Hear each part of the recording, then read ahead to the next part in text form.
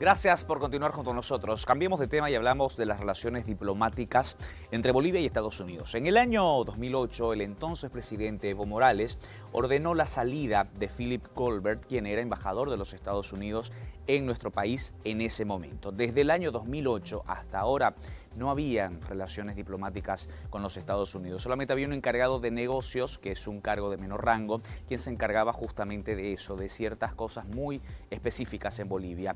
Estas relaciones, ahora con este nuevo gobierno transitorio y seguramente con el que vendrá después, se han restablecido y se restablecerán. Para hablar de este tema y analizarlo, estamos con un profesional en la materia, el licenciado Francisco Solares, analista internacional. Licenciado, nuevamente buenos días y gracias por estar junto a nosotros. Buenos días y agradecido como siempre por la invitación.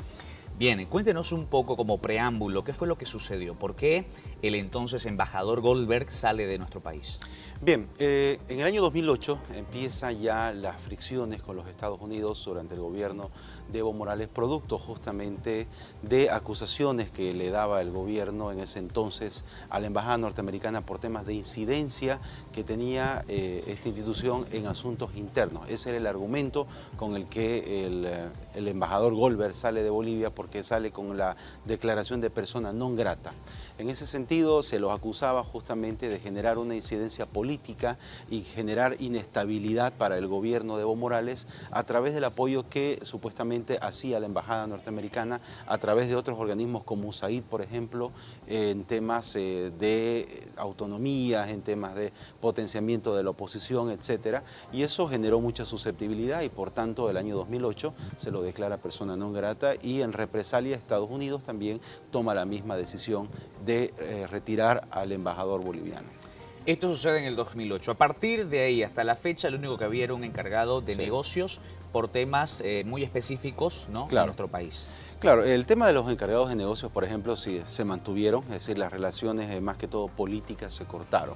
Pero lo que había aquí en Bolivia es a partir del señor Williamson, por ejemplo, ahora era este encargado de negocios que se encargaba de tratar de sobrellevar una relación a través de acercamientos que podían haber sobre algunos temas muy específicos, no solamente también en negocios, sino en el apoyo en algunos temas, por ejemplo, al campo de la salud, al campo de la educación y algunos otros.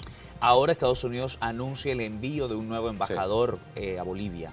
Esto es lo importante, es decir, a partir del gobierno de transición se da un giro de 180 grados en la política exterior boliviana, es decir, lo que antes era considerado negativo ahora es muy importante para el gobierno de transición porque esto va a generar las bases quizás para una nueva política de Estado en materia de relaciones internacionales que tiene Bolivia también específicamente con los Estados Unidos. ¿Por qué lo digo es importante? Por el hecho justamente de que a partir de, primero con lo que Bolivia nombró un embajador en misión especial en los Estados Unidos y a través de las diferentes reuniones y acercamientos que han habido en estas últimas semanas, puede decirse, porque ha habido una agenda muy apretada en este sentido, Estados Unidos toma también la misma decisión a través del secretario de Estado Mike Pompeo, con su reunión con la ministra de Relaciones Exteriores Longarí, que hubo justamente a comienzos de semana en Bogotá con relación al tema de la cumbre antiterrorista. Y se decide justamente enviar un embajador a Bolivia, que seguramente lo vamos a tener en las próximas semanas, como un gesto muy importante para el restablecimiento de las relaciones nuevamente entre Bolivia y los Estados Unidos, debido a que Bolivia y el gobierno de transición ha demostrado su compromiso con la democracia, con llevar adelante un proceso electoral a través de la elección de nuevos vocales, la depuración del padrón electoral, etcétera. Es decir, hay un compromiso importante que ha asumido Bolivia y esto ha merecido justamente de que Estados Unidos tome la decisión de enviar un nuevo embajador que seguramente va a mejorar las relaciones para Bolivia porque hay muchos temas que son sensibles. Justamente a eso quería llegar, licenciado. ¿Qué implicancias trajo para Bolivia que nuestro país deje de tener embajador de Estados Unidos en nuestro territorio? ¿Y qué implicancias traerá que esta relación diplomática se restablezca? Bien, el tema, por ejemplo, cuando el embajador Goldberg en su momento fue retirado del país, tuvo un trasfondo muy grave, sobre todo